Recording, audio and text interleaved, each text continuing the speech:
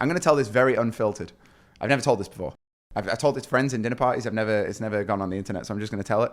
And I'm going to really, really hope that if the people involved in this watch it, I really hope this doesn't backfire. Stephen Ridley, welcome to Real Talk with Zuby. Zuby. And welcome to Dubai. How are you doing? Thank you. Really well. I'm very, very pleased to be here. Awesome. What brings you into town? I'm playing a big show tomorrow, playing Dubai Expo. First time I played in that venue. They've got this, for those who don't know, just the most spectacular projection dome. I was here about a month ago doing another show right next door to it. I walked through it, and then the guy who was there, I ended up meeting the manager. We confirmed the show, and now we're doing a big show tomorrow. Awesome. That's what brings me here. Fantastic. How did you get into playing piano? You know, always loved music. Love the power of music. I come from a place that has no change. Tiny village, 40 people. What's it called? Old Coats. Okay. The next youngest person after me was my dad, so no kids, and nothing changes. It's this everlasting, picturesque scene, which for a child is a bit of a prison because there's no adventure. And so music for me was always this escape. I listen to Elvis and I'm dreaming about Nashville. I don't even know what it looks like, but I'm dreaming about it. And I listen to all these records that my parents would have. I'd listen to Nina Simone, Frank Sinatra, Ella Fitzgerald. And if you've seen the movie Midnight in Paris, it was like that in my mind. Each one of these songs would take me to a picture, to a place, to a... And then I had the opportunity. I was at my parents went to some New Year's Eve party. I was very young. I think I was around 3 years old. I used to go to bed very early, being a kid. And I'm staying awake late. I'm getting a bad attitude. And my parents' friend gave me a little keyboard to keep me quiet. And I put this pair of headphones on, and then it's 2 a.m. It's something changed. He left me with that keyboard, and I started this wonderful relationship, been in the driving seat. And as much as music would then inspire me, I'd take that inspiration and then I'd sit on my piano and I'd work out how I can do it. And that's really how it started. It was pure love of the thing. Awesome. And when did you start taking it more seriously? When did you start actually getting some type of formal training? The way that you asked that is very funny because taking it seriously was the big problem. You don't work a piano, you play one. It's a playful activity. But it became less playful around the age of 9, and I started having formal training. And step by step, that removed all of that passion and love and replaced it with confusion and complication and theory. And structure is a great thing, and there's positives to that, but it just became this confusing, overwhelming thing that served a different purpose. Now I've got to pass an A, I've got to get a distinction, I'm trying to achieve a level or a grade. And I'm a long way from that original dream of just the spiritual therapy of music.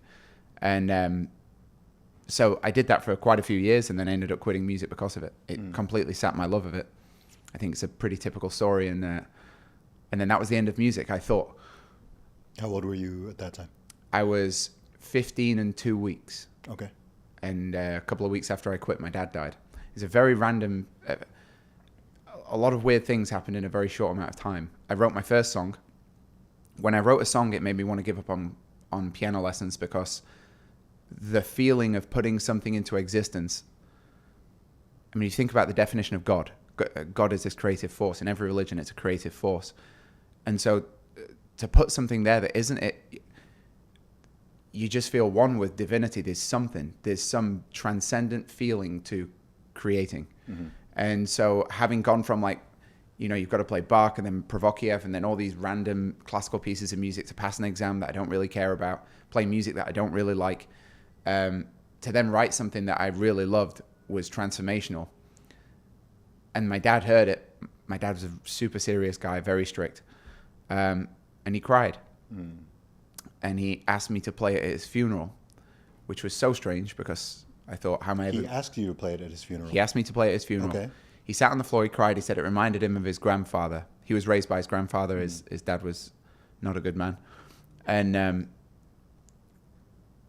I knew he'd had this really close relationship with his granddad. He lost his grandfather at 11 years old. And something about this song really triggered him. He's like, I'd like you to play that at my funeral.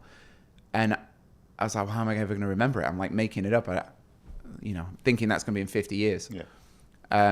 He died one day later, which is crazy, at 10 o'clock in the morning in my arms. And less than 2 weeks later, I was playing at his funeral. First show I ever played. I was very introverted as a kid. Had no confidence. First show I ever did was my dad's funeral. And that did something to me. A lot changed in my life when he died. But my relationship with music in particular, it went from something I was doing to impress other people, be it a teacher or an examiner or friends, to a truly some act of healing. It just became this higher power to me. And then I would approach the piano with this love, with reverence, with genuine affinity and curiosity. And I closed my eyes and I let me listen rather than think, and and it changed my life. And with that relationship, that's what's now I'm a musician and I'm here, and here we are. Tell me more about your dad. He was a complex guy, very aggressive, very scary. If I had to think of one word to summarize my relationship with him as a child, it would be fear. Very scary man. He had a very dark background, very violent, knew that he was tough. Everybody was scared of him. The police were scared. If we'd ever get pulled over and the police would see, they'd just keep driving. He was known for being a really violent guy when he was younger. People used to hire him to do things. And then as he got older and my mum kind of gave him an ultimatum, he got a proper job and worked his way out of that condition. But that streak was always in him. The street fighter guy was always there. And he had a high sense of morals on a weird sense of ethics. So he would defend to the death things which it took me a long time to learn, and maybe not the best morality. Vengeance, for example. Like, if I'm bullied, you kill the bully. Like, you kill the bully or that. And that, there was certain things where I admired it, but at the same time, I very much feared it. And if you're on the wrong side of it, you get ready. And so that was a dominating force in my life, because if he said this is the way it's going to be, nobody is changing his mind. And the family was kind of just a part of his direction. And so we butted heads all the time. I would argue a lot. We'd fight a lot. But more than anything, he set the tone in my life. He said, this is how your life is going to be. This is what you're going to do. And I didn't really have much of a choice. And then when he died, I was put in a position where I've now got to make decisions, but I have no experience in making decisions. I don't know how to make decisions, because you never really let me make any. And so I don't have experience. I don't do it very well. I don't know what to do. And if I think, well, what would you do? In a weird way, I'm trying to resist becoming you whilst still admiring you. It's a very complex thing. At the same time, this guy took himself from absolute, the poorest you can be in the UK, from a situation of getting abused as a child, from leaving home at a very early age and being in a biker gang. And he built a life where at his funeral, which is the wildest thing to me, at the funeral there were people from all over the world. There's people flew in from China, from Australia, from America, from Africa. And I was like, wow, what a testament to a man. And still, I walk in a room. I mean, he's been dead now 20 years. I walk in a room and he has the same name as me. And so if I go home or any place where people have met him, I get hours of these stories, and it's like, I didn't know that man. And so I'm not sure I ever got to know him as a friend, as a man, man on man. So I have that weird mixture of, like, I think about him often. And I wonder what he'd think of me often. How did he pass away? He had a heart attack. We were supposed to go on holiday to Malta. He dropped down dead in front of me. Took him 3 minutes to die. Whoa. He was choking and I didn't know what to do. I didn't know CPR. My mum is a nurse in a hospital. She was too emotional to speak. She's just hysterically crying.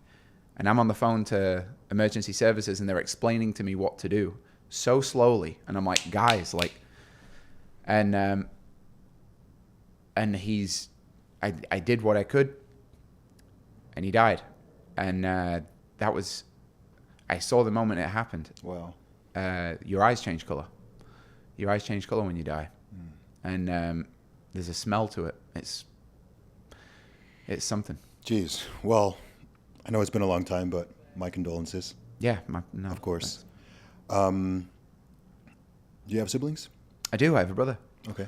Yeah, Older or older younger? brother. He's 11 years older, called Okay. Andrew. Okay. He's Andrew Stephen Ridley. I'm Stephen Andrew Ridley. And your dad was Stephen Ridley. Stephen. What's his middle name? Yeah. Well, No, okay. Seeing a pattern here. Okay. So when you started playing piano and getting the lessons when you were 9, was that something that you yourself wanted to do as a 9-year-old? Very much. Okay. So it wasn't something your parents... not at all. I sort was of pushed you begging for towards? it. Okay. I had to really convince my parents to go for it because my mum was working a lot. My dad was working a couple of jobs and he had to travel a lot with work. And whilst we never talked about money, it was always really clear that like everything had a consequence. And so because you had to buy a piano to do piano lessons, that was a big deal. And they were like, they just thought I was going to give it up because I was so fanatical about it. And they were real nervous about, there was this one, it's called a clavinova, but it's like a big electric piano. And I think it was like £3,000 back then, which was a humongous deal. And they were going to get it on payments. They were like, so I had to make a contract with my dad. I wrote a contract with him that I will take these lessons, and if I take that, I will go to grade 8, and I won't stop, and I won't quit. And if I do, I've got to pay you back, and I'll pay you back. And it was like, but that was great. That was a great, like, this is a quality that's amazing. As a 9-year-old. Yeah, well, it made me take me take responsibility for my own actions, and that's a great thing to give a child. Okay. So when you were 15, you got back into. Well, it sounds like you. How long was the? You said there was a time period where you. Yeah, it's wanted about 6 to years. Give up. Oh, the time And period then of you the time period got of back wanting into to give up was Okay. was about 5.5 years of those piano lessons, to be Okay, totally okay. honest. But I'd made a deal at that point. Yeah. It was, to me, it never made sense. Why is, and I've now got the answer of why this is, but it never made sense to me why something so fun, something so universal, something so like close to the soul as music could be so massively overcomplicated and dry and theoretical on the learning side. How does the image of the musician on stage who's like lost in like total paradise compare to this journey that I'm going through where I like that never made that it just never made any sense to me. And now I can explain it a little better. Do you want to know something really interesting about music? Please. So I learned this from a man called Duncan Lorien, but he's a historian of music. And he found that in ancient Greece, by the age of 11, you could play 3 instruments and speak 3 languages. That was their education. Okay. And they then got conquered. And when they got conquered, and the Roman Empire and then the Catholic Empire came in, they looked at this power that music had in their culture because they didn't have it the same. And they said, well, anything this powerful must be from God. So we should reserve it for the most godly. And so then they started teaching the music in Latin. And they put all these symbols, and you had to go to the church to learn the symbols and to learn the Latin because only people of the church had that education. And so around these medieval times, we now start putting into symbology music. And it becomes this incredibly, it was deliberately removed from the people so that they could reserve it for what they deemed to be the most godly people. That is still the same symbols that we use today, the same language that we use today. Some of it's been adapted into Italian, and that makes sense to me because having now climbed the mountain, whenever you get good at anything, it becomes simple. And usually the biggest authorities in any area are able to really simplify their concepts. So now I get to this place and I look at music as this tremendously simple thing. And so even more so, I look back now down the mountain that I climbed and I'm like, well, 90+% of that was entirely unnecessary, or triple overcomplicated, complex for the sake of complexity, theoretical for the sake of theory. But it has nothing to do with the act itself, nor the purpose. It's like you could separate it and make it its own subject, and you could be a master of theory and have no ability on music, and equally you could be a master pianist and not really need to know any of that stuff. And the best analogy I have of that is like advanced maths can explain the trajectory of the ball when Federer hits a tennis ball. Yes. But you don't need to know that to be Federer. Got it. And equally, you could know that and not be Federer. Mm-hmm. Same thing. Got it. So when did you become a full-time musician? Tell me about the journey leading up to that and then those initial years. Well, initially, when my dad died, we became poor. Okay. Very poor. And my mom sat me down. He died and then we were burgled. And he kept all his money in a safe because he was funny like that. And they took the safe. And my mom sat me down and she said, we were sitting at a kitchen table. She's like, you just need to know we don't have any money now. And I was like, okay. And then I was like, we had this conversation. I was like, okay, well, I'm going to go take a shower. She's like, no, you don't get it. There's no hot water. Like that's not our situation anymore. And I was like, whoa. And it was jarring. And we went through, I was going to a really fancy school on a scholarship. And none of the other kids knew I was on a scholarship. And I was pretending to be like them. They're all from these really rich families. So I was kind of, to fit in, I was trying to pretend that. And I couldn't keep that up because now 15, 16, 17, you start to get cars in the UK. And I'm pretending I'm Greenpeace. Like, yeah, no, I don't want a Bentley. No. No, I want to walk. I'm really about the environment. But there was no, what I hated about poverty is there's no dignity in it. And it's an unjust level of indignity. Like I felt that was jarring to me. So all I cared about was money and getting us out of this situation. My mum was a nurse in a government hospital. I knew she wasn't going to fix it. My brother's in the military. I know he's not going to fix it. And I was really good at school. And I was like, okay, I'm going to get, my dad had always told me my whole life, you're going to get great grades and then you're going to go to the best university and then you're going to get a good job and that's how you're going to get out of here. And you just need to get out. And that was the plan. I decided on that plan. So money is God.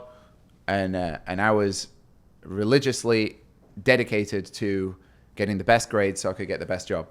And I did that. And I got straight A's. And then I went to a very top university and I got a triple first class honors. And then I went studied PPE, right? Yeah. Okay. Yeah. Nice. And then I ended up in the top team of the top investment bank on the planet. 1 year after the housing market crash, where they'd fired 75% of their workforce and they were not hiring. There was 16,300 and something applicants for one position in that team.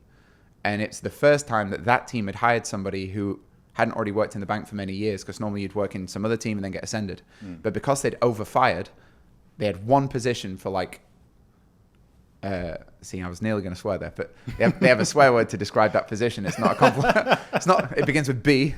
It rhymes with itch, and it's not a complimentary position. But that position was open, and I got it. What's the official name?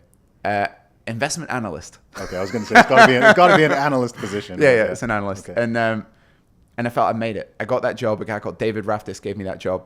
I will never ever forget that interview. That was a movie moment of. Would it deviate if I just tell you that? No, go for it. Okay. I rented a suit for this interview. Okay. From a wedding company, and I didn't know the difference between a wedding suit and a business suit. So I'm sitting in this and it had tails. I just don't know what I'm doing. And Amazing. So I go down for this interview, this really ill-fitting suit that I've somehow hired, and there's a guy who, I get there really early, and I'm in this bank, and I'm just looking around the bank, the ceilings, the doors. I remember the doors being so tall and heavy, and I'm looking at the workmanship because my brother does construction. I'm like, wow, really nice door, and the handle's really nice. And then I'm sitting there waiting for my interview, and this guy walks in. Man, just so good looking, so well put together, hair's back, braces, just looks $1 million. And I was like, wow. And he came in, and I stood up, and I was like, hi, Stephen. He's like, Marshall, Harvard. And I was like, amazing. Stephen Ridley. And I was like, oh, Harvard. Oh, like the Harvard. Yeah. And he was like, yeah. And I was like, and then he sat down next to me, and I realized, wait a minute, you're an applicant. I thought you were interviewing me. I thought you were the boss. Yeah. I'm screwed. Like, I am done. Marshall, Harvard is winning. And then this other dude comes who's like, his feet are pointing inward, and he looks like he's straight from NASA. I was like, I'm over it. This is over. It's game over for me. And they sort of trickle in. And there was about 60, 70 people in this room. And then they call you in, and you're going to have a day of various challenges and interviews. And you go through these challenges and interviews, and some are fun, and it's actually really fun. And you're asked to pitch businesses you never even heard of, and it was really cool. Way more fun than banking, actually. And then the final thing, the process of elimination, there's like 40 guys left. And I'd done a few weeks of other interview rounds. So this is the final thing. This is where you're going to find out are you in or you're out. And this guy, David Raftis, walks into the room. This, by the way, is the advantage of, it's something I learned in banking. It's something that's been very useful in music and very useful in my life. The thing that my dad taught me better than anything was he could talk to anyone. Mm-hmm. He had an amazing ability to connect with everyone on their level, not by changing himself, not by being insincere, but by recognizing the humanity behind these fake labels and symbols and prestige or lack of prestige. He met somebody truly where they were at spiritually, and it was quite an amazing thing. I also picked that up from him, and I have a love of people, and I'm interested in people, and so I look. And he walks in, and I immediately can see this guy's bored. He doesn't want to be here. I get the impression someone's told him last minute. He's not prepared. This is not what he wants to do today. And so I can work with that. Mm-hmm. And so he comes in the room, and he's like, okay. And he's got a piece of paper, and he looks, and he like rolls his eyes before he asks me the question. And I'm like, okay. And he goes, how many tennis balls can fit in a Boeing 737? Now, this is a horrible question because I don't know. Yeah. The answer is I don't know. So I'm sitting there going, well, the circumference of a sphere, if you're half the radius, multiply. And if I do a cone, and then we have a conical... And I'm trying to like show that I know mathematical equations, but ultimately I'm totally getting lost, and I'm juggling numbers in my head. And I was like, what can I do here? Because I'm not going to get the answer. So I was like, well, it's an interesting question. So how many tennis balls do you think? What do you think? Yeah. Trying to throw it to him. And he's like, I have no idea. I'm an investment banker. And I was like, got it. I now get where he's at. And so I met him in this, like, he's a cool guy. Yeah. So I met him at his cool guy level. And he like looks at the next question and he sighs. And I was like, we don't have to do that. If you just ask me what you want to ask me. Yeah. And he was like, well, look, he's like, I'll just be really honest with you. It's like, I don't want to waste your time. I have a guy from CERN who is doing this Hadron Collider. I have a literal rocket scientist. I have guys with 20 years more experience than you sitting outside. I've got guys with surnames that can bring clients. Mm-hmm. And then there's you. And you bring nothing. So why would I hire you? Yeah. And I said to him, that's why you'd hire me. I have nothing. I have no safety net. I'm not a Rothschild. I'm not a double barrel surname with a pinky ring. I'm not any of these guys. I have nothing to fall back on. And I might not know any of the answers, but I need to find the answer, otherwise I'm screwed. Yeah. And he stood up, he walked out, he told everybody to leave, and he hired me on the spot. Wow. Yeah. And I thought I made it. Okay. This is a really long answer to your question about music, but all good. You have an amazing quality of interest, by the way. I just got to say that. A lot of people are interesting. You're very interested. Of course. It's a phenomenal quality. It wasn't what I thought. Success. Look, I was told I was successful, but I didn't feel successful. I was told I'd made it. It didn't feel that way. Mm. And I had all of the, tree decorations and things that might tell you I was successful. I had a Rolex. I drove a Porsche. I had a gold-digging girlfriend. All within how long? Immediately. They give you a big signing bonus, or? Big's relative. I mean, back then, the job I had before that is I was cleaning a toilet in a gym, mm-hmm. and I got paid around £6 an hour. My mum, who was a midwife in a government hospital, was making around £11,000 a year, and my sign-on bonus was about $22,000 for just to. Okay, this is like 2009. No, this is 2010. 2010. Okay. It was $22,000 just to go get some clothes and pay first month's rent. Yeah. And so I was stupid and I did what you would do if you. Did you go into debt? No. Okay, I was thinking. I mean, $22K. I was thinking like a Porsche and a Rolex. Like that's not. No. But okay. Let me rephrase that. Okay. the Porsche's on payments. Okay. The Rolex I did buy cash. Yeah. But a Rolex back then was $3,800. Ah, fair I got enough. a date just for £3,800. Man, prices have gone well up. Yeah, dude. Inflation, yeah. Literally. Inflation, yeah. My rent, I was renting a penthouse in central London. That was $8K a month. Anyway, whatever. Yeah. And then there was an amazing girl who was in the cafeteria who obviously got the job in the cafeteria to try and find a boyfriend. Mm-hmm. And I knew that and I could see it, but I had so little self-respect. Is that the cafeteria of your workplace? Yeah. Oh, okay, got it. I had so little self-respect that Smart I went for lady. it. Yeah. Well, it was two people with such a low view of themselves that they were willing to accept that kind of arrangement. Yeah. And I look back and I can't believe how little I thought of myself to accept a love so bare. But here I am. And you know, my university friends will come and they'll, wow, you've made it, the penthouse and there's a view. I used to sleep at the office. I never went back there. Very rarely would go back there because I'm working 22 hours a day. Where were you, like Fleet Street? No, I was in Finsbury Avenue. Okay. Just off Fleet Street, and good knowledge though. And it's intense, very intense, because I got given a bunch of clients and they were all in different time zones. And so I'm working for Sainsbury's, which is a UK food retailer, and I've got to be there before market open to give them a report and blah, blah, blah. But then I've also got a client, the same industry in the US, and then I've got to do the same in the US, and I've got somebody in Asia. So it was brutal. And I wasn't interested in it. And I just looked at my future and I saw my dad. I saw me dying on a floor not too long from now. And my dad had spent his whole life saying, you know, one day, hey, you know what, Stephen, one day I'm going to... But he had all these logical, pragmatic, careful reasons not to do the things he wanted to do. Mm-hmm. And it came across selfless because he put us first, and he did. He sacrificed for his family, for sure. But a lot of the time he sacrificed out of fear and then justified it by saying he was doing it for his family. I remember he wanted to start a tea business. Man, that sounded amazing.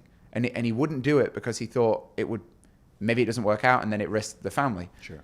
But I didn't care about, like, I remember him saying to me, I'd asked for a skateboard for Christmas. He was like, you know, if I did that, you wouldn't get a skateboard this Christmas.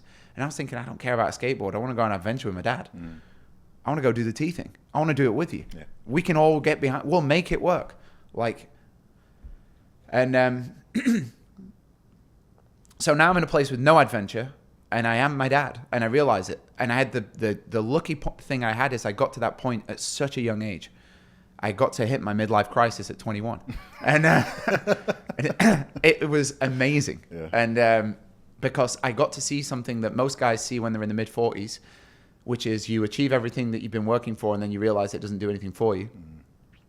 The safety net safely suffocates the dream, and the more I fill my pockets, well, the less it all means. I wrote those lyrics. It's a great thing to realize that young enough to change. Even though at that point I'd invested my entire life to that moment, and that would be admitting that all of this was wrong. Yeah. Still, I can understand that it will get progressively harder, and so I had to make a tough choice. And I did. I made a very tough choice, and that's how I got into music. Tell me more.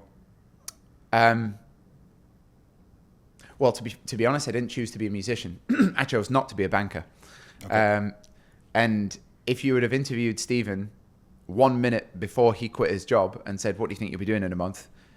It would have been hedge fund or VC or start my own thing, or I thought I might do fashion, or I was interested in maybe being a pilot, or I was just lost. Yeah. I don't know what it is, but I'm not going to find it here, tired, stressed, and uninspired. And I quit this job. It was the only time I talked to the head of the bank. I don't know what I was thinking, but... The head of the whole bank? The head of the whole bank. Like CEO? Yep, okay. CEO of the whole bank, whose name was Oswald Grubel back then. It's UBS, yeah? Yeah. And man, your knowledge is sharp. And I went and I often don't say that because I don't want any legal ramifications for throwing people under the bus, but I'm pretty sure the NDA is passed now. I went up and I said to him, hey, do you mind if I have a word? And everyone's looking at me like, why is he talking to him? And it's an open plan desk, open plan office, and all of the managing directors of the world have a desk in this office, and I'm pretty sure most of them don't know who I am. And they're looking like, what is going on? It's a very fearful environment in banking. We go into this glass room so then everybody can see in. And I was like, listen, he's looking at me like, who are you? 100% doesn't know who I am. But for me, this is my big moment. And for some reason, it felt appropriate that I should thank him. And so I was like, look, I just want to thank you for having me in the bank. And but, you know, I think I'm going to go do something else. And he was like, oh, okay. And then he like put something on his intercom. And I don't really understand what he's doing. And a lady called Cheryl, who was my assistant and his assistant, comes in and like is looking at me like death and puts a contract on the table. And all the numbers were empty. And he said, write what you want. And I was like, that's my look. That look you just did was my look. I was like, you think I'm doing a power play? Yeah. You think I'm making a move right now? Okay. Oh, that would have been smart. I should have. $1 million. No, well, it was. He basically gave me this speech about, and he told me up front, he was like, "This, you can do this once in your career." Yeah. He's like, "You've done it premature. You should have done this like years down the line, but you can do it right now." Yeah. He was like, I'd won Analyst of the Year, and he's like, "Okay, we want to keep you. You can write a number, but you're going to get that number. You're going to get taxed on it. You're going to lose half of it." And if you quit within this term, you're going to have to give the whole sum back. And he was like, so we call this a golden handcuff. And so write the number you want. Yeah. And I was like, no, I'm not making a move.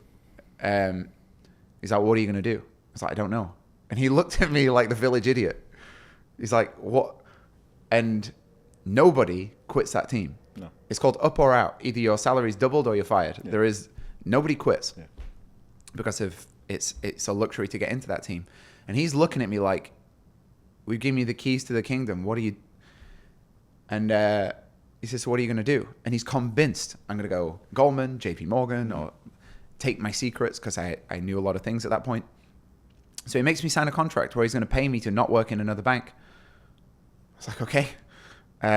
Garden leave, they call it. Yeah. It's a very, very beautiful name. And I signed this contract. The second I signed it, he went, you know, I've just never watched anybody burn their life before. And then stands up and walks out. And that left me with this sinking, like, what have I done? What have I done? Because I had so much respect for the guy. I was like, oh, no, maybe he's right. Oh. And then the security guard comes. You're not allowed back to your desk. Yeah. You can't touch anything. They take the BlackBerry off you, take your security pass, and that's it. You're out. Yeah. It's that fast. And it's so genuinely, could I say that? My friends mock me because I'll have a meal and I'll say it's the best meal I've ever had. And I often describe things as that was the best moment of my life. Yeah. But it was a good moment. It was a very, very good moment. And I walked out and the air had a taste. I remember, and I've just said this many times, that I was so free I could taste it. But what I really mean by that is my attention, which had been so hyper-focused on one thing, on one problem, on, oh, my life sucks. What am I going to do? My attention was so freed that my awareness then came up to a point where I was aware that the air had a smell and a taste. My senses were heightened because I was so here. I don't know where I was before, but it was not here. Mm-hmm. I was very in there. And the whole world, the same world that I'd seen 2 hours before walking into the office, which was miserable and brutal and hateful and people are evil, was now loving and full of opportunity and amazing and interesting. The environment hadn't changed at all, but I had. And I thought, well, what am I going to do? Mm-hmm. And I walked down the street and I saw a guy painting a wall and I was like, man, I'd love to paint. Maybe I could be a painter. And then I see a guy cutting hair in a barbershop. I love getting my hair cut in a barbershop. I love the dude on dude talk. I was like, oh, maybe I could start a barbershop. That'd be pretty cool. Then I saw a guy driving a car and I was like, man, I could be a taxi driver. I love driving. I love talking. Everything looked like an opportunity to me. Before that, I would have looked down on those jobs. I would have looked like they were beneath me because I know where I'm going and I'm going to be the guy. And now everything just looked so playful and fun and interesting. Life looked like a video game. And I saw myself in a third person, very out-of-body experience. And I'm walking around. And it's the first time when I say, like, when I said before my dad set the decisions for me leaving the bank was my first decision in life, really. Because everything else was stuff that he basically would have agreed with. Yeah.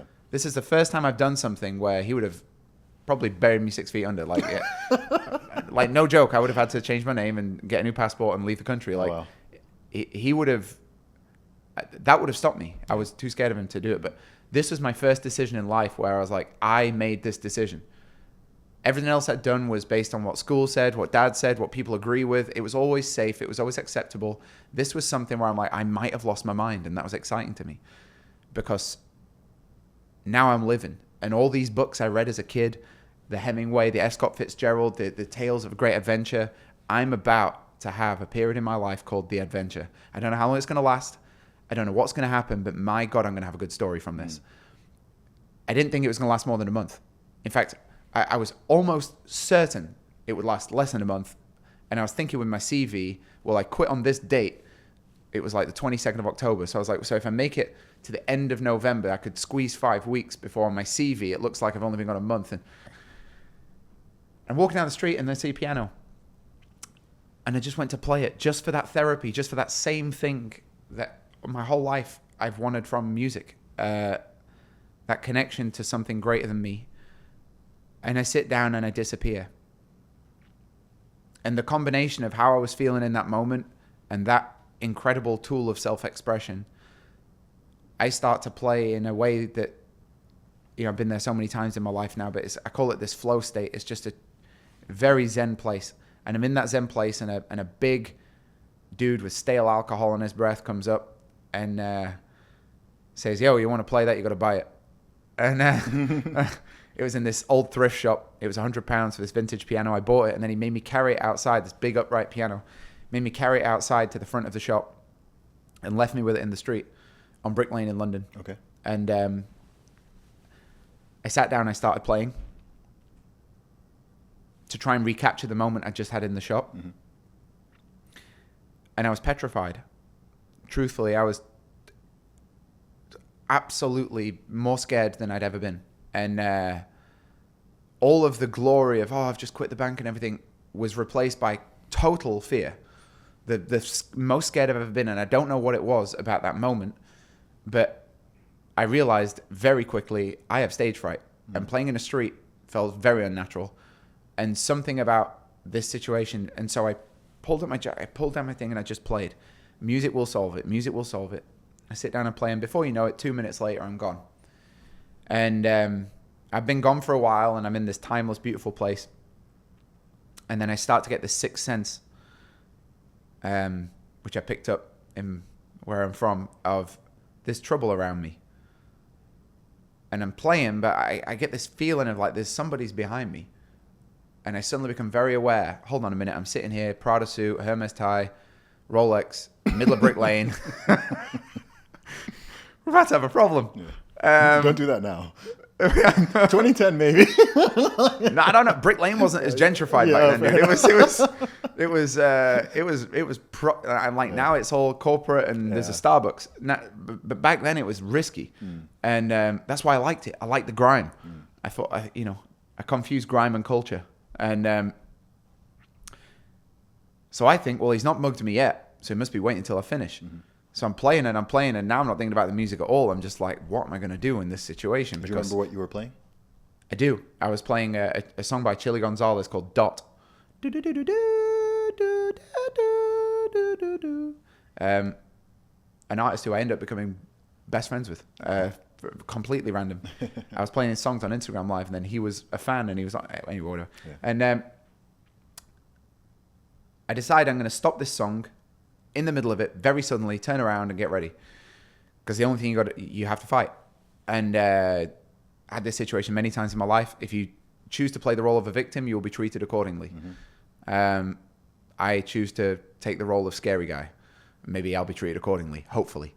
So I turn around ready to be scary guy. Yeah. And I turn, and as I turn around, there's 600 people standing there completely silent. And it was the most incredible moment. And it was very still for a minute. And I looked at them in shock. And they kind of looking at me. And then I just start crying. Mm. And snot comes out. And I'd only cried once in my life, which was at my dad's funeral. And I forced myself to cry. I was too overcome with emotion to cry. I didn't actually... But I was introverted that I couldn't cry, and somehow I forced myself to cry, in the pressure of the moment. This was the first time where I involuntarily cannot hold back from this, whatever is coming out. It was big. And I felt the love of humanity in that moment, because a lot of people I don't know, they came and hugged me. They told me their stories. They gave me their phone numbers. They took pictures with me. They wanted signatures. I don't know why they want signatures. And me being this awkward British guy, I just threw my hat on the floor as a bit of a joke, and it was piled with cash. And I was like, what? And I look at this hat, and I'm feeling all of the love of the world. I'd not made any friends in banking. I didn't have a single friend. I've been living in London nearly 2 years. Other than the gold-digging girlfriend, who definitely wasn't my friend because she left real quick. Honey, I've left my job. Love you, Panilla. Shout out, Panilla. Oh, she'll be married to some fucking... I just know I can predict her life. I don't even need to look her up. I know exactly where she is. She's in Monaco, and she's miserable. And she's having a second affair. Oh, no. Oh, gosh. Anyway. Shots fired. Shots fired. I'm sorry. I felt I'd not done anything of value for the world in a long, long time, if ever. Truthfully, maybe never. I've been selfish my whole life. I was very focused on me, my success, my pleasure, my unhappiness. And this felt like a moment where I was bigger than me. And I'd never had that, honestly. And even though I'm telling you, you think, it's stupid, you're just playing music in the street. There was something about that moment. Oh, you're talking to a musician, man. I get it. Yeah. It was, dude, it was big. And then I took that hat and I walked across the street and I counted it. It was £16.34 and a krona, the best money I made in my life. And I realized that money has a price. And the price I paid for the money in banking was everything. My passion, my success, all of that came at the cost. Sorry, the money came at the cost of my passion, of true success, of love, of real friendships, of a life of adventure. That was the price I was paying for that money. And the money that I got playing in the street was free. I felt like I didn't deserve it. It took me a long time to get over the imposter syndrome. I still have it. I still find it a joke that people pay me to play music. I'm very grateful, but I feel like those streamers on Twitch that people get angry about. They just play video games and I'm like, I feel the same. I'm like, I don't know how I get away. Like, everybody around me has real jobs, and I feel like I'm Peter Pan who somehow gets sponsored by really benevolent, kind people.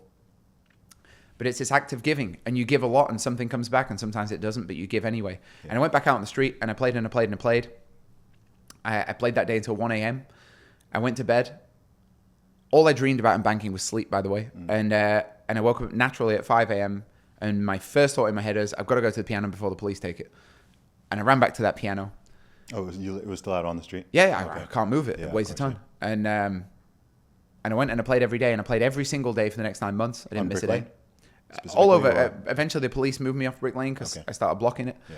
So then I got on Leicester Square, and then I got moved to the West for the same reason. And then I did South Bank, and then I got moved off there. So then I went to Camden, and then I didn't know what to do. 9 months later, I didn't know what to do. I hit midlife crisis number 2. 2011. That was 2012. 2012. Okay. Yeah, and because at this point I'd become criminalized, and I had the opposite of what I had in banking. In banking, I had prestige I didn't deserve, and now I had, on the one hand, every 5 minutes, I am Mick Jagger, lead singer of the Rolling Stones. And I'm surrounded by hundreds of people, and I'm a rock star. It is the best feeling in the world. And then the people come, you take pictures, blah, blah, blah, blah, blah, and then they leave, and then you do it again. Yep. So 5 minutes at a time, it's the highest high of highs. And then the police come. Yep. And the police come with noise complaints, with criminal things. I'm treated like a beggar, like a criminal, and I'm not being a beggar. I take it you didn't have like a street performing license? There are most of London don't have licenses. Okay, got it. And I said, well, what do you have a problem with? Is it the money? I'll close the box. I don't care. Like, keep the money. Yeah. No, we don't care about the money. We care that you're blocking the street.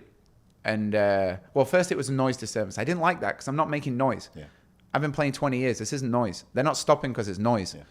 So I didn't like that. And then, but I get it. But equally at the same time, I'm like, but Starbucks can pump out my Anaconda dunk at full volume, and that's not noise. Okay. Yeah. But no shots fired, by the way. But I'm just saying, like, that. And at the same time, they would come and they'd say, well, there's all these people, and so now some people have to walk on the road, and that's dangerous. Fair enough. But really, like police, and I have a member of my family who's in the police, but still police habitually get into the habit of stopping. Yes. Stop, stop, stop. And so they get a bit trigger happy with that flow. And I was constantly getting stopped. And ironically, the better I got on my craft, the quicker that happens. Because I play, the street's blocked, the police come. Yes. And now I can't get into a song. So I can't make any headway with anything. And I've got to buy a piano and move it there, which, by the way, that's a story. And I'm not even 5 minutes into it, and now I'm getting stopped, and they're confiscating the piano. And I'm like, and I've got a fine, and And so I didn't know what I could do in that situation. And that was a real, what do I do in this moment? Big turning point. Okay. Yeah. Yeah. A turning point towards? Well, that could have gone one of either way, because at that moment I was like, there was an email thread. It really got to me. I had like a bit of a competitive thing with another guy in banking. He was from a really rich family. His name's Luke. I'm not going to say his surname, but his name's Luke. He's still in banking. He's now at Goldman, and he's from his dad was a client of the bank.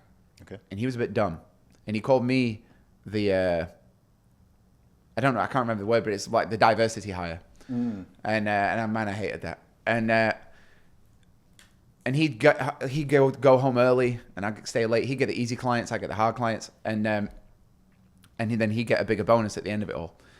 And that's the way the world works. But when I went to play in banking, I felt proud because I'm like, I've done something you've not done, because I've got something you've not got.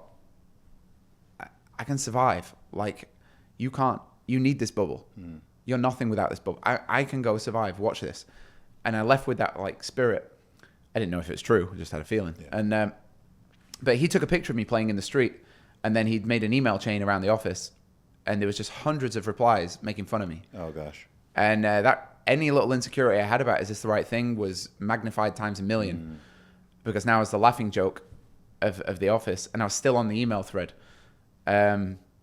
So that was, and now I'm in this situation like, well, what do I do? On the one hand, though, I'm like, I can see something works here, because I can block a street, and I feel what's going on. And when I'm in the moment of the music, everything is amazing. When I stop playing the music and I'm by myself, these thoughts and this internal thing is, and that old pressure of like, but I've got to be successful in this very traditional way is really starting to bite. I wasn't even counting the money in the box, by the way. I get home and just throw it in the bag, because I so didn't care about the money at all.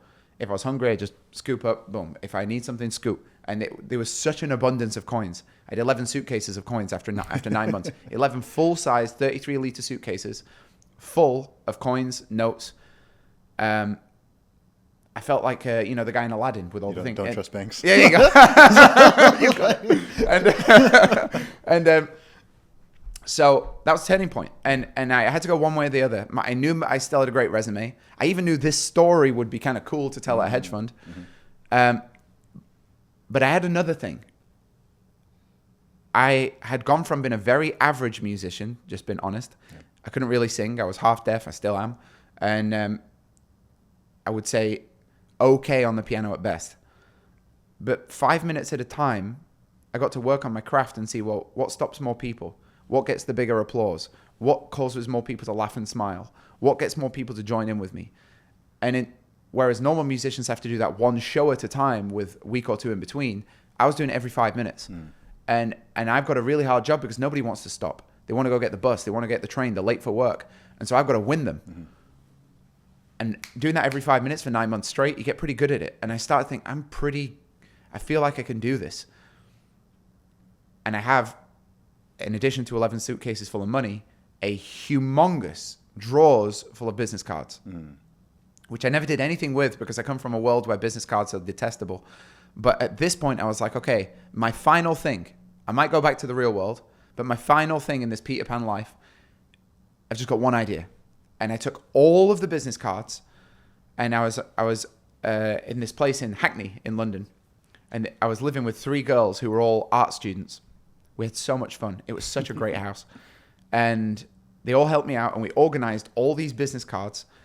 And then I sent one email to all of them. And the email subject line was yes. And the email said, hey, my name's Stephen Ridley. You saw me playing piano in the street. You came up to me. You had an amazing idea. You left me a card. I just want to say I thought about it, and my answer is yes. From that one email that went out, I then got booked in over 70 countries. Wow. And do you remember how many emails you sent? How many people? I don't remember. Okay. I would roughly guess something like 3,500, 4,000, something like that. Okay, yeah. Huge number, yeah. But on that list was, for example, Olivier Krug. Now, I had a wine bar when I was 15. That was illegal, sorry. But me and my mate had a wine bar. His dad was officially the owner, but whatever. Yeah. And we did that for fun because we couldn't get a job. In our little place, there's no jobs. And so we made a job. Mm-hmm. And he loved wine and I love music. And so we were going to call it Jazz and Wine. And then he won, so we called it something else. And we'd had a big fight because we were buying wine that was like, we went to France and we got the actual wine from France. It's like less than €1 back then. And then you could sell it for €20. And that was we were getting like this farm wine that you couldn't get anywhere else in the UK. And that was our pitch. Like, you come to our place, this is the only place in England you can get this wine. And then John, my friend, because he was such a purist, was like, we've got to get Krug champagne. Krug champagne costs €235 a bottle and you sell it for €245 a bottle. It's a terrible investment if you're going into that business. Mm-hmm. But he was so adamant that we ended up spending more than half of our budget on Krug champagne, because you've also got to buy a minimum of 12 bottles. So now we bought all this Krug. In the entire 3 years that we did this, not one person bought a bottle of Krug.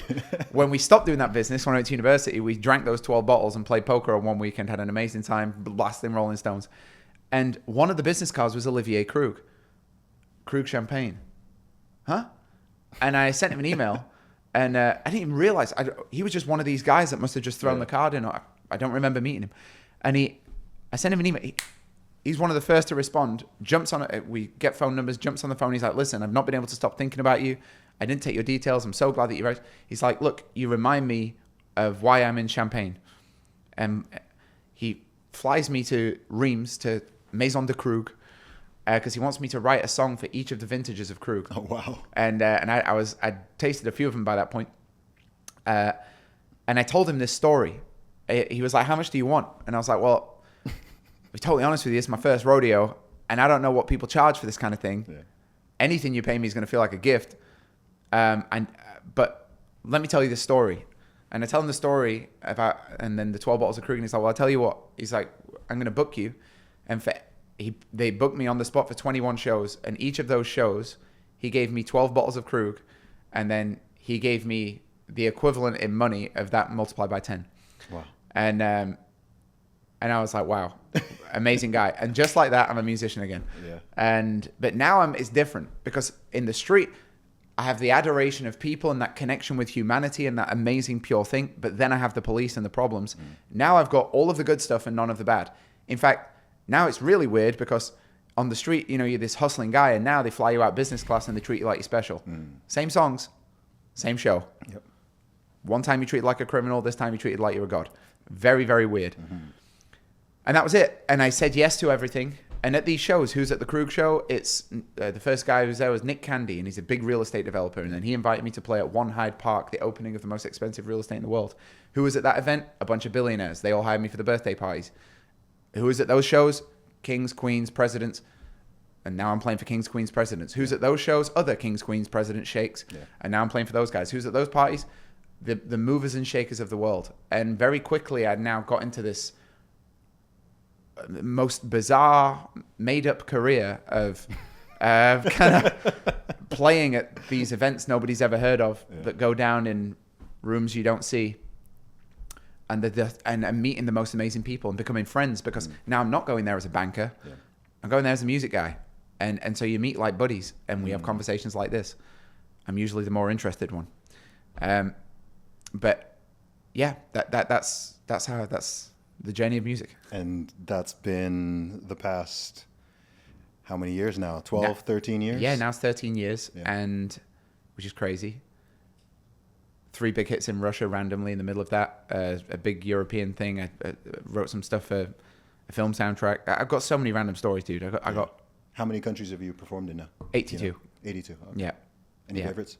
Pardon? Any favorites? Yeah. People often ask, like, what's your favorite music? And I say, well, there's one for every mood. Sure. I feel like every place has its charm. What I love about Dubai is it's a yes place. It's a place of dreamers. And it's not perfect. You were saying this before we went live, like people's idea of Dubai. Yeah. I can leave my phone in a coffee shop here, leave for the day and come back tomorrow and it'll be there. Yeah. It's safe. It's got a group morality. You land in the airport and it says, these are our principles. And they're moral principles. I love that. Yeah. I don't see a police car anywhere, yet you feel the presence of security everywhere. Mm-hmm. Weird. It's actually safe. Very safe. Yeah, it's not an illusion. It's very, very safe. And not safe in a suppressive way. It's safe in a just, we have order and we do things right and everybody agrees to it. Yes. Because people came here to make it. Mm-hmm. And I think that's what New York must have been in 1910. I think it's what London was in like 1710. Mm. I think it's what Italy was in 1410. And I think it's what Dubai is today. Yes. Since 2010. And this is a place where people want to expand. So I love Dubai for that reason. Is it the most culturally rich place yet? No, but it's brand new. It's a baby. Yeah, it can't be. Of course, not yet. But it will be. And Abu Dhabi is, what a gem. What a secret. Amazing place. So I love this place for that. Equally, like, I'm going to Paris right after this. Probably my favorite city in the world right now. Endlessly inspiring. I just walk around. The best things in the world are free. You just take a walk, get a coffee and take a walk. It's so beautiful. Feel like I'm on a movie set. Best place I've ever played is India. Okay. No alcohol, 5,000 people going crazy. Which part? All over. But that one I was just talking about was in Agra. But I played all over. I played in Mysore, Trichy, New Delhi, West Bengal, Calcutta. Amazing country, amazing people. They have such different priorities to us in the West, and it makes so much sense.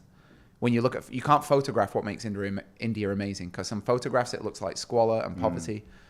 They're just, you can't capture human kindness. You can't capture the philosophy of India is the guest is God. Okay. That means you're the most important person in the room when you walk into someone else's house. But it also means when you get to invite people over, you get to give that service to people. Mm-hmm. You meet somebody older than you, you touch their feet. You bend over and touch their feet. It's this reverence. And there's concepts of honor. I just love it. People with no food will give you the little bit of food that they've got. Yeah. They don't need to. They can see I'm this white guy walking through India. They must be able to figure out, like, we're in different situations, and yet they will give me for no reason with no hope of return because guest is God. And they won't have it any other way. They won't. It would be rude to refuse that because that's them exercising their divinity. Namaste. I honor the divinity within you. There's divinity within you. That's acknowledged in every single hello. I'm like, so India is a very special place to me. Brazil, I got kidnapped in Brazil, but still love it. What? Yeah, that's the whole thing. You got to tell me a little bit more about being kidnapped in Brazil. That was scary. Yes. So I was 21. This was 22 maybe. I was 22. So this is like early on. Early on. Yeah. Yeah. And my first girlfriend was Brazilian, Natalia Marquez. Loved my life, loved her like a puppy. Is this after the Gold Digger or before? No, before. Before. Okay. She was amazing. I because I come from a village where there's no kids, and then I went to an all-boys school. There were not many women in my life. Mm-hmm. There was no girls, literally no girls. And then they throw a Brazilian at you? That's... And my dad, God bless my dad. God bless my father. Let's put on expert mode immediately.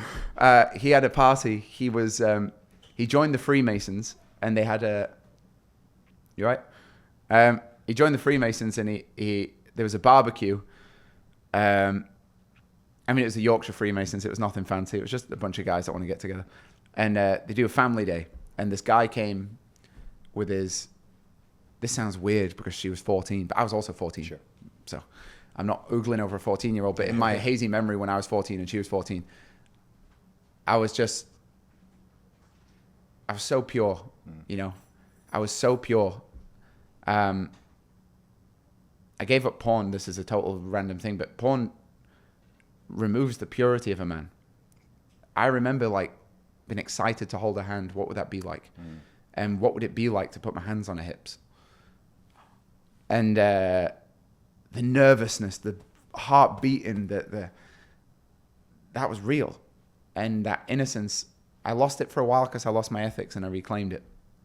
It's a whole different subject. But there's a lot of things out there tempting you to degrade yourself as a man. 100%. And I don't subscribe to it at all. I used to think it was cool. I don't anymore. I'm not about it. But that was such a positive experience, that relationship. As we became adults, we were going in different directions. It didn't really work out. I don't think you ever lose a love like that. It's just a different place in your heart, and it's it doesn't fit with the adult world, but it was very special. Sure. But then when I'm 22 and all I've had since then is flings, and the gold digging girlfriend being one of them, I was like, man, I got to go to Brazil. And I went to Rio, which is where she was from. And I was like, I'm just going to find another. And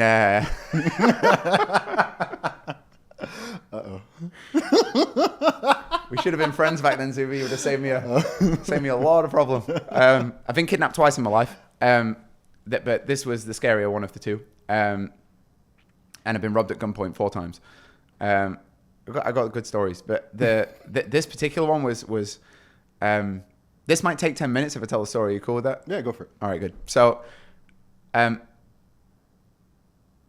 okay, well, here we go. I'm going to tell this very unfiltered. I've never told this before. Okay. I've told it to friends in dinner parties. It's never gone on the internet, so I'm just going to tell it.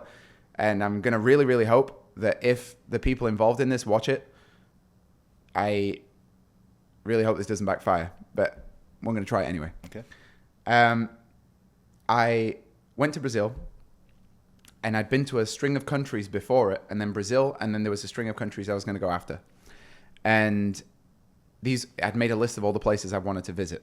And I went in a thing and he gave me a list. So now I'm in Brazil and I was supposed to be there 4 days. I figured that'd be enough time to find the next love of my life. And I was staying in a hostel, and this hostel is 16 people in a room. Really, really cheap. It was $7 a day. I was really cheap also. So there you go. And I love hostels. I love meeting people. Best way to make friends, go stay in a hostel. Now you get the good and the bad with that, but still. I arrive at 5 a.m.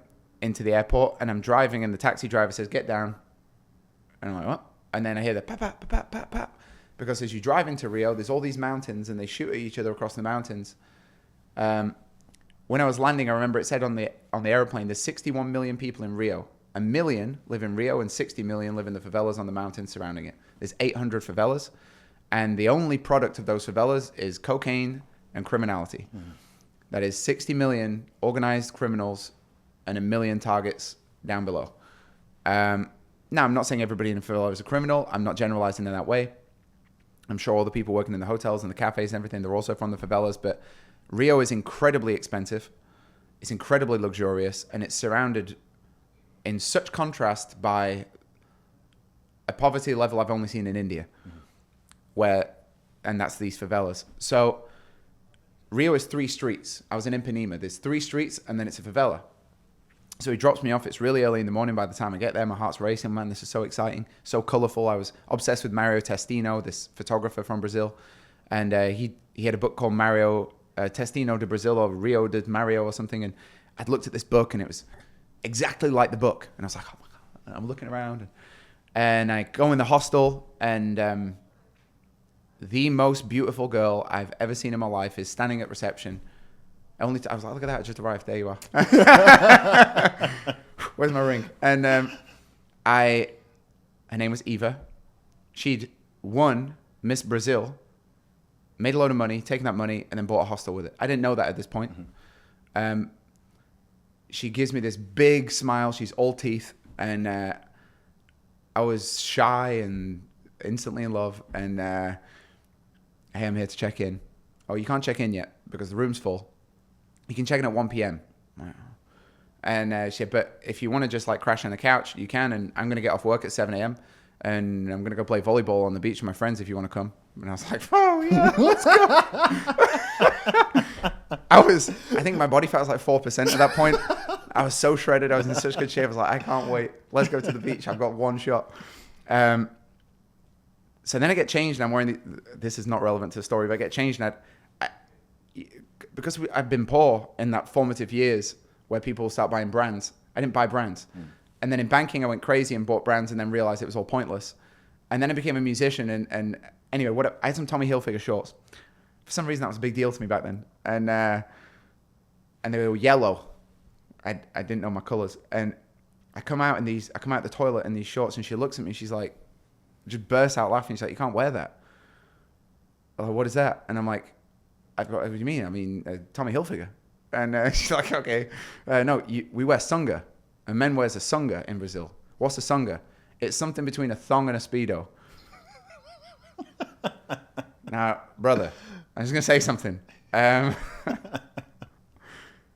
don't know how complimentary that's going to be for me. I don't know how, I don't think, I've not wore Speedo since I was 5, and I didn't like it then.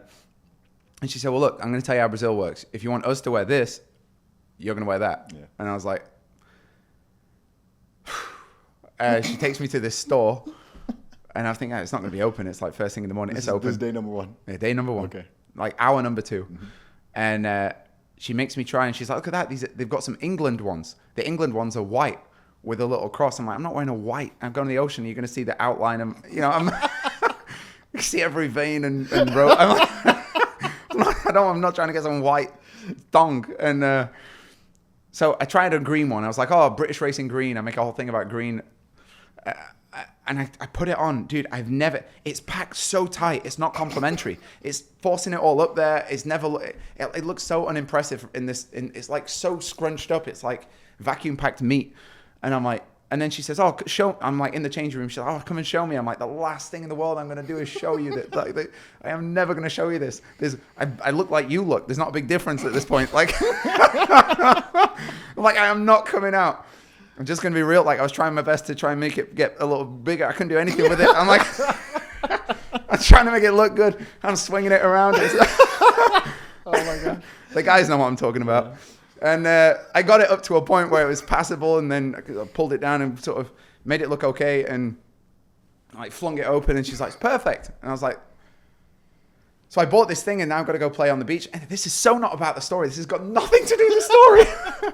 Other than we went and played volleyball on the beach, and it was very, very sexual. I can't tell you, like, they're wearing nothing. They're wearing dental floss.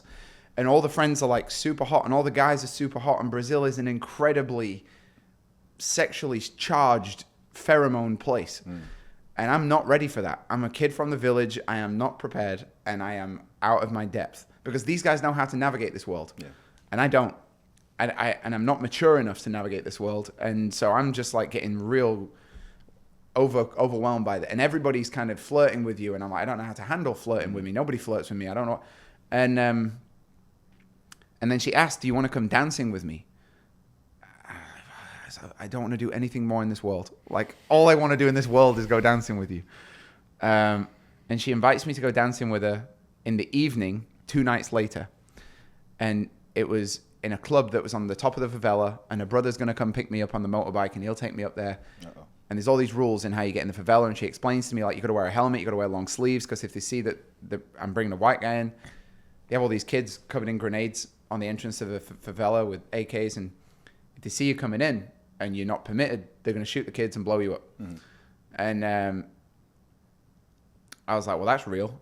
Any other clubs? Any other places you want to go dancing? No, you're going to love it. They play Ballet Funky, which to this day is one of my favorite forms of music. It's this music of the favela. I said, yeah, you know what? Great story. Let's go for it.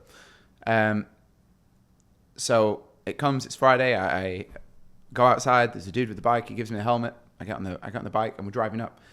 And I'm going in this favela, and it's amazing. It truly, very like India. Happy people, but there's no roads. There's no sewage. It's not organized. The rule there is if there's a flat surface, you can build a house. You have a right to build a house. So there's no streets. There's no nothing. We're driving this dirt bike through people's houses, and then up to a bit of road, and then through someone else's house, and then over a roof, and then we're just going up and up and up and up and winding and round. And then we pull into somebody's front room on a motorbike, a room like this. Well, not like this, but like a room, like in someone's house. We pull up, we get out. There's a bunch of guys sitting on a sofa, and he turns the bike off, and everyone's so happy to see me, but no one speaks English. So they're all saying stuff in Portuguese, and I'm like trying to get the vibe of the room, and I'm like, oh yeah, so cool. And then they like sit me in the corner, and oh, what football team? What football teams you like? And I'm not really a football guy, so I'm trying to join in, and I want to, and I'm thinking this must be like the pre-game before we go to the place. And then this dude was like, hey, they get this thing, this tin foil, and they're all smoking out this tin foil, something, and it's making them go crazy. And don't do drugs. I'm very scared of dying, so anything that alters your consciousness and death and all, I'm not interested. I grew up with a lot of it around me. I had no interest in it. And then the guy's like, hey, bro, you take some. I'm like, no, I'm good. But thank you so much. And then he got really angry. No. And he's like, gets really angry. And then there's one guy that spoke English, and he comes up to me and he's like, look, they make this. This is what they make. And it's kind of like if you go to a chef and you don't want to taste his food.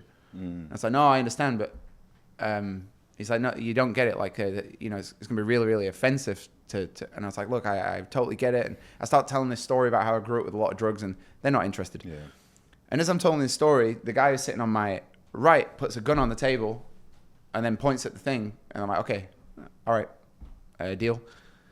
How much detail do you want on this, by the way? Because there's some gnarly detail and there's some less gnarly. I don't know how. I'll give you what you want. Just tell it as you want to sell it. Okay. So I take this stuff. Instantly makes me vomit a lot. And they show me into some room, and I'm super disorientated, and I'm throwing up and throwing up and throwing up. And I'm very, very, very weak. And then I come out, and then they've got beers, and then there's beers, and then they do it again, and then I'm throwing up, and then I'm... I don't know what this was. I don't know what it was. It was a horrible, horrible thing. And then the next thing I know, I'm on a mat, and I'm in a room, and it's got a cage door, and the door's locked, and the sun's coming up, and no one else is in the room, and now I'm stuck. And that was a real moment. You passed out and you woke up there? Or? Yeah, okay. I was total lightweight because I don't do that stuff. Yeah. And I'd had a cocktail of a lot of different things. Very, very sick. They put me, it was like a judo mat and a bucket. And I'd peed myself in the night. It was really bad luck. I woke up super dehydrated. Sun's coming up. Rio's very humid and hot. All I want to do, I just need a drink. Where am I? What's going on? Oh, I didn't make it to the club. I've not assumed anything bad. Yeah. This door's locked. Oh, that's a shame. Like, well, they'll come soon, I guess. And I'm waiting and I'm waiting and I'm waiting. Some hours later, the guy comes, but it's the one that doesn't speak English. And he puts some rice through the... He didn't open the door. He puts like a hatch? No. Like, it's a fence. It's like like an old school jail. Okay. Bars. And he like puts the thing through the bars. And I was like, what a weird dynamic. Because that was the moment I'm like, oh, you're not opening the door. But I stayed friendly because I was scared. Yeah. So I stayed, buddy. Oh, thanks, bro. Yeah, lovely. Hey, you got a drink? Can I get a drink? And gives me a beer. I'm like, no, I don't want a fucking beer. Sorry for this, Ryan. I don't want a beer. I'm starting to get panicked. And then the guys all come, and then they let me out, and then I'm in the room, and then it's party time again, and then they're going and going and going, and then... Anyway, I'm going to fast forward. This very quickly realized I've been kidnapped because they're telling me, oh, we're going around in the circle. I'm like, oh, so where are you from? And the English guy's talking, and then he's translating. And then blah, blah, blah, blah, blah. And they're like, oh, well, you're rich, bro. You're rich. And I'm like, no, I'm really, really not. I'm actually staying in a hostel. Yeah. And nah, bro, you're rich. And then it came about that they want $50,000. And I didn't have it. And then they made me call my mum, which was funny. My mum still doesn't know to this day. Did you ever see Eva? Or this story ends so well. Okay. So well for me, so well for her. Okay. So well for everybody, honestly, okay. Except one person. But yeah, I think I'm just going to say how it's... Anyway, there's certain details which it might be best for... I just don't know. Anyway, I'm going to say what I think is smart, and then I'm going to omit what I think is smart because some stuff... Anyway, we go through this situation. I explained I don't have any money. They call up my mum. My mum's got these like really old phone in her room, and they're using this like old 80s phone from like Wolf of Wall Street 1. They've got this like really massive phone, which is terrible. And so I'm calling, and then they're like listening. I'm like, Mum, and then hello, Mum, I'm in real trouble. Hello, Mum, I'm like, it isn't working. So then they get this idea, and they kill a pig and cover me in the blood, and then take a picture, and then they take it to the embassy to try and get the embassy to give them money. And they're doing this whole thing, and then the embassy was the most frustrating conversation in my life. I was talking to a guy in the embassy, and I'm like, and they'd said that they were going to kill me. And said, look, they're going to kill me if they... But they're very friendly the whole time. They're like buddies, but then every now and then there's a switch. Yeah. So it's buddies. Hey, bro, you need to tell him that, otherwise we're going to... Yeah, you need to tell him that, otherwise we're going to kill you. Yeah. But buddies. Yeah. And I'm like, what? Very weird situation here. They weren't aggressive. They were friendly the whole time. And I'm talking to this guy on the phone. I remember talking to a guy in the embassy. He's like, oh, it happens all the time. This is not like, they're not going to do anything. Don't worry. And I'm like, this is the worst customer support of all time. I'm like, dude, I need some money. Like, just send the cavalry, send the military, no, don't worry about it. It's not a big deal. They're not going to do anything. And then, so they took this Polaroid. And anyway, look, 2 weeks go by. Weirdly, Stockholm Syndrome is a real thing, for sure. We become genuinely friends. I'm teaching them how to play chess. They went and found a chessboard. We're playing chess together. I can't leave. I'm stuck in this. There'd be no point even if I tried to run. I don't know where I am. So I'm in this weird situation, and I start to feel kind of safe, and it feels a bit normal. And I'm going through that, and then eventually they asked me, do you want to go? Do you want to go to the nightclub? And so now it's 2 weeks to the day because it's a Friday night, which is the nightclub I'm assuming that I was supposed to go to the first time. And I've been asking about Eva over and over, and they're like, no, bro, no Eva. No, bro, no, there's no Eva. Which never made sense to me. Now we go to this club. This club's amazing. And we go in. I'm the only white guy. The club's in the favelas? Top of the favela, top of the mountain. Okay. This favela is called Hacinia. It's 400,000 people in this favela, one of the bigger favelas. And their main thing they do on a Friday night is this shack at the top of the hill. They dance to the most ratchet Brazilian rap. And it is so good. It's so good. And everybody dances. Now, in the favela, there's a rule. There's no crime. Every single crime has the same punishment. And there was a guy who was running that favela who was 18 years old. And anything you did, we're going to put you in a set of tires and set the tires on fire. So there is no crime inside the favela. Okay. Outside, sure. Inside, none. So weirdly, when you're in there, it's chaotic and there's sewage everywhere and nothing works, but there's no sense of crime. And I go in there and... Beyond being kidnapped. Well, yeah, exactly. And I walk in and I'm like, I stand out.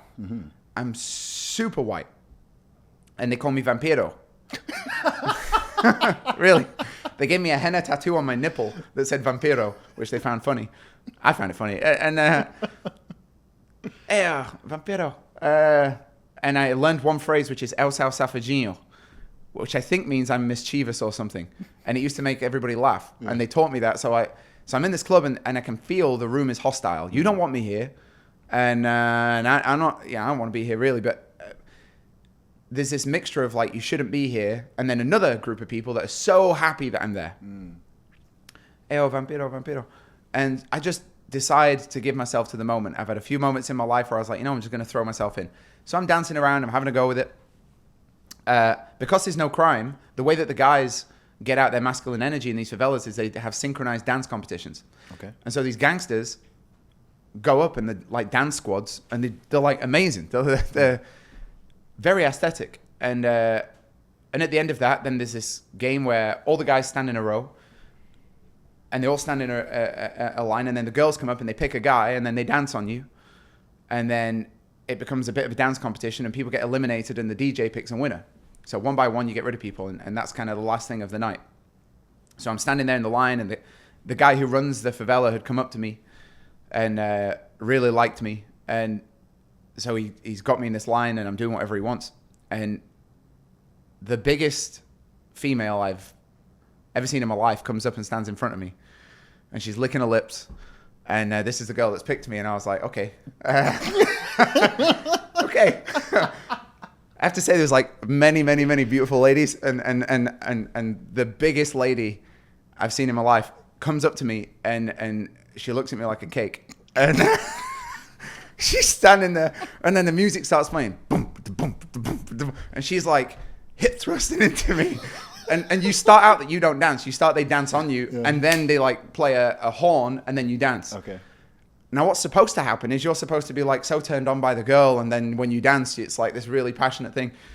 But I'm been abused, and everyone around me, like I think the guys are playing a joke on me. They're all like, everyone's looking and smiling and laughing, anyway, whatever. I was like, again in this moment, like, you know what? I don't know how long I've got. I don't know what's gonna happen. F it. Yeah. I'm having my moment. Yeah. And when they play that horn, I dance with this woman. I don't know where it came from. Dude, we were making love. We were one. The symbiosis. I'm like, I was pulling angles and moves, and I was I had sex with that woman, like with our clothes on, but that was the most sensual thing. We're dripping on each other's sweat, and I didn't care. I was like, God, come here. I'm like, I didn't care. I was fully matching her energy, and then this dude hits me on the chest with a can of beer, and we'd won this competition, and it's amazing. And a load of people are like, oh, cheering, that's all great. And we're having a great moment, and nobody speaks English there. And the guy who was kind of translating for me comes up to my ear, and then very suddenly he's like, we got to go. And I was like, oh, yeah, no. But I'm having the moment of my life. I'm like, I don't want to go. And he's like, no, we're going now. Yeah. And then all the guys like come and tightly push into my shoulders and stuff, the guys who kidnapped me before. And they're like moving me physically. They're like pushing me forward. So I'm, all right, we're going. And they're like moving me through the club. And it suddenly I'm like, oh, the energy's changed. I don't know what's going on here. And this was throughout this 2 weeks, it was constantly like fun, scary, fun, really scary, fun, really, really scary, fun, we're going to kill you, fun. And I walk out of the favela and, I walk out of this, it's like corrugated iron thing where the shack is. And as I'm walking out of this entrance, we like fan out. And as I'm walking out of nowhere, something comes, smacks me in the throat. And I'm on the floor, I can't breathe. And this big dude's on top of me, beating me. And it didn't even feel painful. I was so in shock, I didn't feel any pain. This guy's punching and kicking. And then somebody comes and spear dives him off me. And then the dude pulls a gun out. And then everybody's just forming a circle looking at this situation. And I physically couldn't get up. There was something, I physically was just beaten up. Yeah. Cannot get up. And the young kid who was really friendly with me and big smiles, and I know this now, I didn't know it at the time, but he's the guy who's running the favela, comes out and he's super aggressive with this big dude. Mm-hmm. I've now learned, by the way, what happened is that girl who I danced with was his wife. Oh. Yeah. And I didn't know this in the moment. I don't know what's going on. And but he's done something that's not allowed in that favela. Mm-hmm. And so they're having this argument, and I was like this guy's guest or whatever. They're having a really, and they're going on, and they're arguing. It's all going in Portuguese. And the more this is happening, the more like the circle's there and people are watching. And I hate that because this is like playing in the street. People are going to want to show. And the pressure that's been put on the aggressive guy is like, he's going to have to do something now because he's going to look stupid if he doesn't do something. And I'm the stupid thing. So this is all going on, and then eventually, like, this situation unfolds that they make me put on a motorbike helmet that the visor is colored in black, so I can't see anything. I'm wearing a bike helmet, and it's in black, and then some guy, like, lifts up the helmet, and then I'm on my knees, and then there's tapping on the helmet, and I'm like, this is it. This is a game over. And I'm just waiting for it at that point. And because in any second, that guy can just go, he's just got a point. He's just got to point and do it. Mm-hmm. And he looks like a dude with nothing to lose. He looks completely outraged. I'm in the middle of nowhere. No one knows where I am. They can get rid of me like that. Yep. And I'm like, this is it. It's game over at this point. And so I've got this helmet. I can't see anything. I can look down and see my clothes. And I'm waiting and I'm waiting and I'm waiting and I'm waiting. And then bang, bang, bang, bang, bang, bang, bang, bang, picks me up. Dude talking to me in Portuguese. Put on the back of a motorbike. Drive. I'm hugging this guy. Drive. When I take the helmet off, I'm outside the hostel where they originally picked me up from. Whoa. Drove me out the favela. Dude tells me, now, the weirdest thing, by the way, that was never her brother. I'm going to get to the punchline of this story, but because I go through this whole story, I later was told the story by another guy who came and told us, but they had a big shootout, and, and then they got me out of there. Because it turns out that they really don't want a British tourist getting killed in the favela, because then the military really is going to go in. So it was never, that's not what anyway, so they got me out of there. I walk into the hostel, like what an experience. Eva's standing at the desk, gives me that big smile. I was like, hey! And I'm looking, but because I'm like still this awkward British guy, I'm like, hi. And I'm like, what is going on? Like, how much is she in on it? I don't know, because she was never part of it. Yeah. Now, as it turns out, that was never her brother. I walked out. There was a dude sitting on a bike. I assumed it was the brother. I got on the bike and it wasn't. The brother never picked me up. I just got on the bike. I got on the bike of a random guy. He must have thought it was his field day. I walked out and got on a kidnapper's bike by my own volition, went up to him, literally volunteered myself onto his bike. It's like going fishing and the fish goes. Oh my God. So how this story ends, just to really give it the happy end, I'm sorry to, but I'm going to go, why not? We've come this far. How this story ends is she's telling me this and I'm back in love again. And she's caring for me and she's looking after me. And I got like a split lip and she's caring for me. And then she lets me stay in the hostel for free for 4 nights. And because I got to wait for the next, I'm taking a bus into Uruguay. So I'm with her for 4 nights. And then the last night she said, do you want to go for this? This is too much detail. I'm just going to tell you anyway there now, but she took me for a buffet and she was like, oh, can you bring a friend? I'm going to bring my friend. You bring your friend. I'm like, I don't have any friends. You are my friends. I'm not from here. I don't like, and so I didn't have any friends and I show up and it was me, her, and a friend who doesn't speak English who had a face like a baby's ass. She was so miserable at me. And there was like no vibe between us at all. And it was my last night, and I thought, oh, it's kind of like a goodbye night. So we have this meal, and then we walk outside. And then she says, I want to ask you a question, but I think it might be very scary for you. And at this point, I'm like, look, what more can be scary after this? And she said, well, I wondered if you would like to go with me to a hotel and make love. And I was like,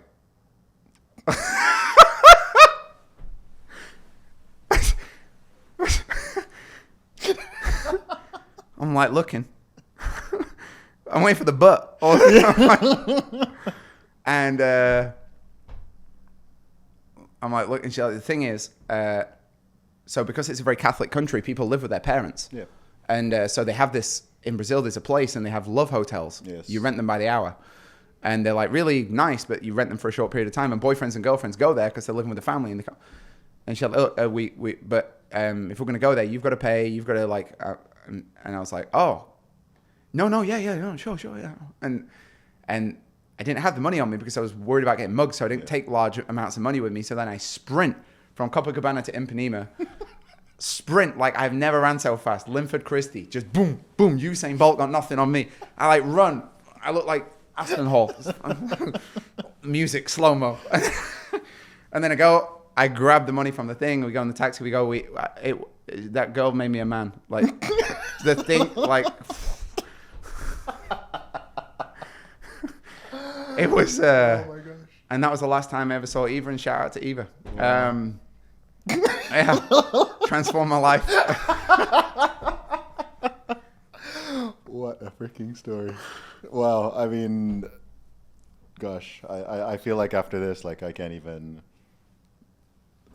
Like we can't top this. Like there's no more. I can't now like change the subject and go to a different question. I've got a lot of stories too. I got tip of the iceberg. Honestly, we're gonna have to do a part 2 and maybe with a part pleasure 3 on this, man. But Stephen, dude, it's been a pleasure having you on. My pleasure. What have you got coming up in the near future? Look, at a lot of shows we've got. I didn't talk to you about the school. This whole school. I know that's fine, dude. It's fine. It's real talk. It really is. It's look what I've got coming up. I've got this big show tomorrow. By the time this goes out, I think it will have happened.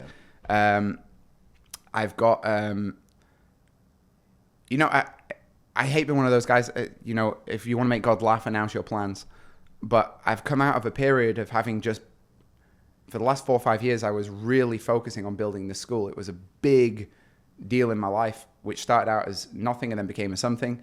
And now that that's got to a certain like exponential growth and it's taken on a thing, it's now like, okay, it's opened me up for like, okay, next projects. And so I'm writing 2 books.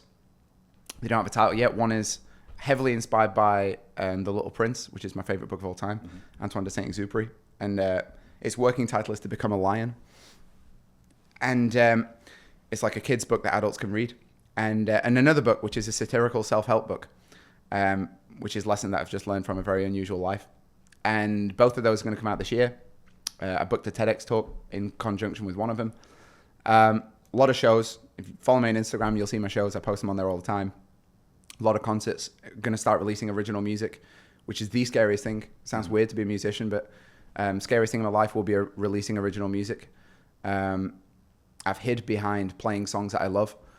And I've played a lot of my original songs in shows, and I've always said that, like, you know, if you want to hear my music, come to the show. And every show is different, and every show, like, that's why people come to my shows. Mm-hmm. I don't know another artist that, like, I did 28,000 people in Uzbekistan. I haven't released a song. How does that work? Yeah. Because my shows have become synonymous with, like, it's an experience. Mm. You just come, it's going to be, and you can come tomorrow, it's going to be a different experience. And I've managed to avoid releasing original music through that. And also through, to be totally honest, I never loved the process of being in the studio. It's very introverting, but I love being on stage and connected with people. But I've very quietly been making a lot of original music, and I'm going to start releasing that. And it's scary as heck, and maybe it flops and maybe nobody ever listens to it.